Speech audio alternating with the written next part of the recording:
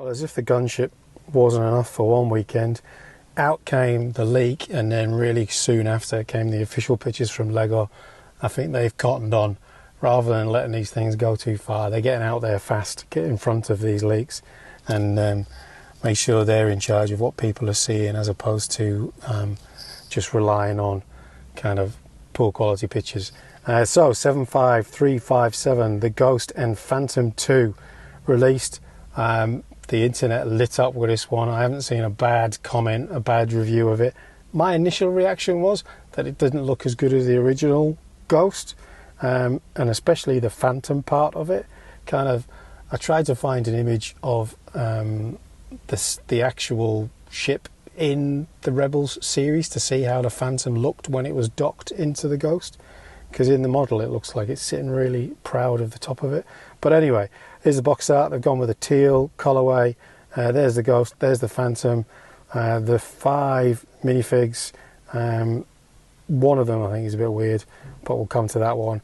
The Ghost, the Phantom, and there's a ship in the background which I believe is an Easter egg to the other set that's coming out in the Ahsoka wave, which is going to be a double pack, a bit like the Fang Fighter TIE set that just came out. So that's some kind of fighter. It looks a bit like the N1 starfighter that the Mandalorian has.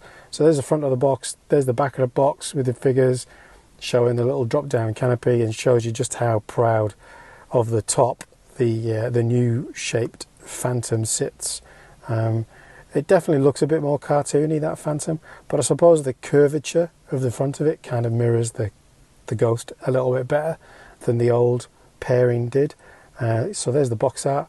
There's the character shot, obviously the shot that's actually on the box art, but they just cut it out. Good detailing around the sides, really like that.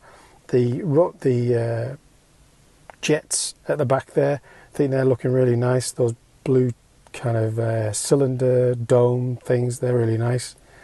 And then we get into the classic kind of Lego, let's set it up so it looks like people are playing with it. There's a nice little box container thing with some graphics on it. I hope that's printed, not a tile with a sticker. The front canopy of the Ghost is a printed piece.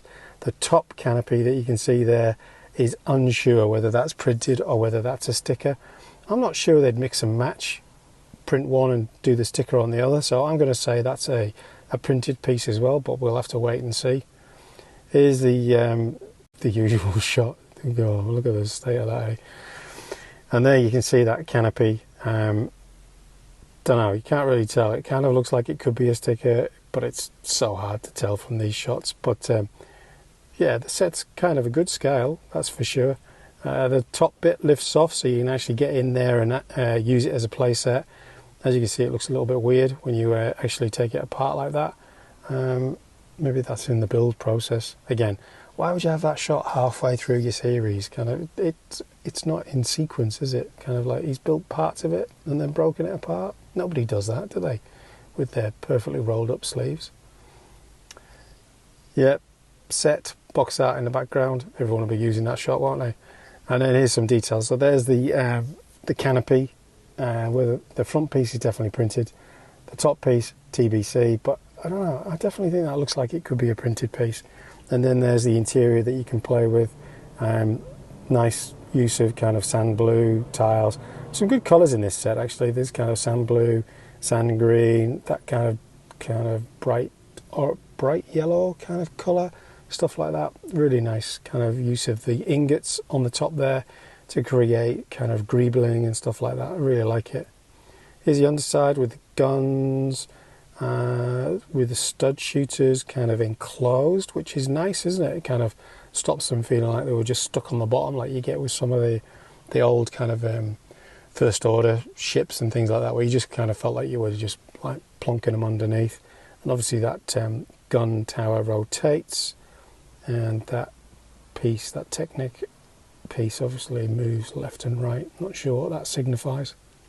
Maybe that's what moves the gun tower. Maybe that's what it is. Yeah, you move that and it moves the actual cannons. The piece lifting out. They do like to show that. There's the Phantom 2. That figure's only got short legs, so whether or not you can fit a full size figure in there or not, who knows?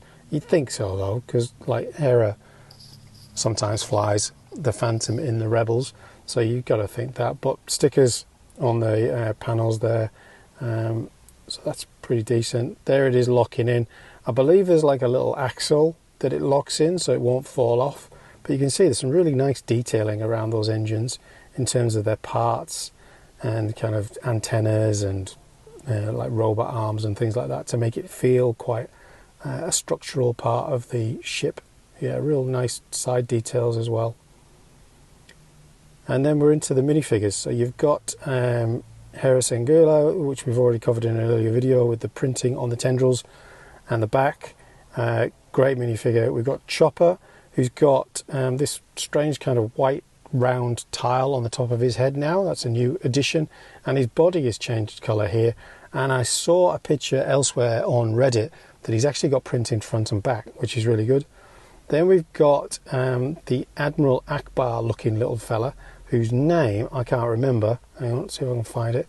I think he's called something like Admiral, I'm sure it's like Vader or something like that. Beta, Lieutenant Beta. And loving that jumpsuit. Like if you stuck Zeb's head on that and changed the hands, he'd have a really cool custom Zeb from the Mandalorian series, wouldn't you? That'd be really nice.